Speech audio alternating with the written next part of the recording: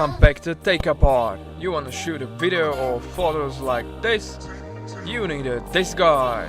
It's a GoPro underwater housing from the company called Telesin. Promotional paper, foam. Cost is around 60 US.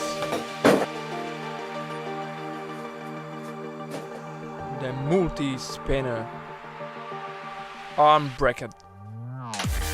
It's coming with this handle. You can open it and store it there, maybe your spinner or something else.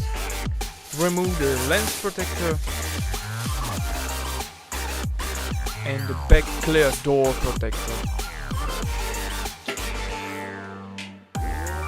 Slide the GoPro in and close the back door.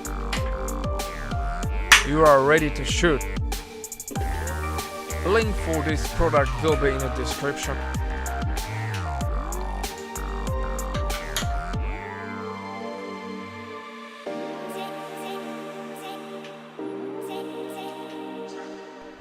This thing will help you create these nice photos and videos. See you in the next one.